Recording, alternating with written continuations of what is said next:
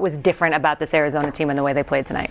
Yeah, you just said it in the adjustments, and he talked about that. And what I saw is the overriding thing to me was just the toughness of Arizona. I thought UCLA punched Arizona in the mouth and Pauly. Look at the screens right there that Koloko set. Those screens and Pauly's were fought everywhere. Look at how high Ballo is and how hard he sets the screen. That gives Kriisa some room, and that's why Kriisa knocked down that jump shot. That's why he was 0-12 in the game in Pauly. Here's another pick and roll, and you can just see that gets him inside. It was the toughness of Arizona's screens. It's the way they set it up. And I think it's the reason that Tommy Lloyd's going to be Coach of the Year. Chemistry in our chair is overused, I'm convinced. But not when you can back it up with what you discovered in 3 or 4 dunks this year. It's not the player dunking, it's those around them. Yeah, first noticed it early on in the year, and you just talk about that chemistry, the spirit, and the joy this team plays with. I saw it in the dunks, and it was not just the unselfishness to give up a dunk. There's Terry. He throws it to Mathurin. But look who's following behind. Tubelis is having more fun than Ben Mathurin on the dunk. Look at that, how high he got. Now this one, Terry goes up himself. Hey, how about Ben Mathurin on the backside? I'm going to join in this. Let's have a good time on that. I've never seen this before, Darren. And then this was the first time I saw it against Michigan. I love this. Terry goes up. Look at Lisa. How about me having a little fun? And by the way, 1-2, Tubelis on the backside. Come and get it. You know, for me, you mentioned TJ McConnell, and I thought that team was incredible because McConnell was so good running the team. And I think that Kriisa, to me, is the key to this team. I mean, so many guys have great roles. They have a really tight 8-man rotation.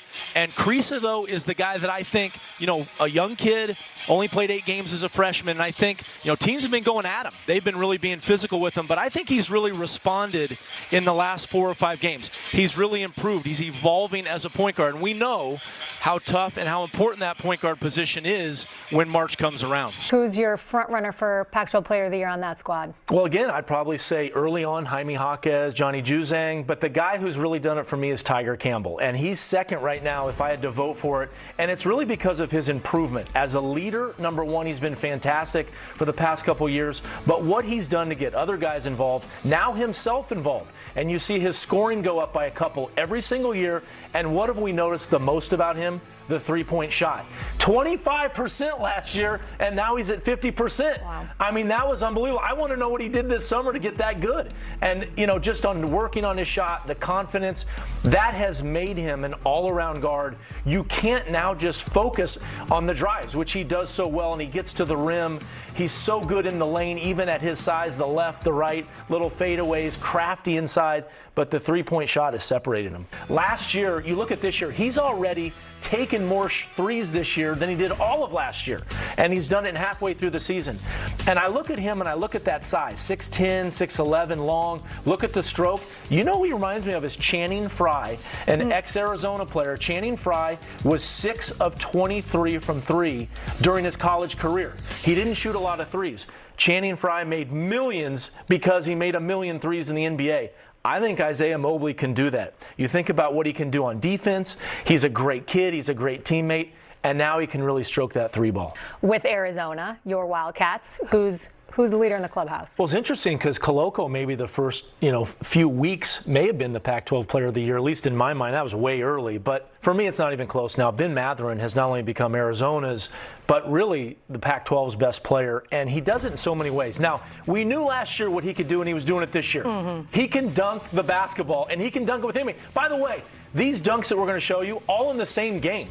I mean, this is a guy that in one game may have won the dunk contest if we had one, and he did it in one game. The key for me is how he's improved and gotten better. And last year it was kind of a guy that would get to the rim and dunk, or a guy that made open three-pointers. And I think this year he's expanded his game. He's really made his game an NBA game. And you watch here, the first thing he does is coming off screens. Able to knock down 25-footers. Look at this. Coming off out of bounds. That is an NBA play right there. And now the second thing, the mid-range game. He did not have that off the bounce last year, creating for himself. And look at this shot right here. Running 100 miles an hour, stop at 24 feet, knock it in. And lest I remind everybody here, that was against Illinois on the road, a top 10 team, top 12 team. The kid is lights out right now. Yeah. Thanks, Ash. Well, we got 29 days until Selection Sunday, my favorite day of the year. And the Pac-12 has some great teams that are going to be in that room on Selection Sunday. We know about 3 of them. Right here, Arizona, number 4 in the country. UCLA, number 12 in the country. And USC, number 21. They've been there all season long. Let's look at the resumes and see how they break down. Arizona, right now, net 2 in the rankings in the net, and they're Q1. They've just accumulated a bunch of Q1 wins. And by the way, top 3 remaining, they've got a good one at SC, Oregon at home. And I'll tell you what, for Arizona fans, 25 years ago, they were in the South. Right now, they are slated to be number 1 in the South. This could be a repeat of their only national championship in that 1997 year, where they beat 3 number 1 seeds.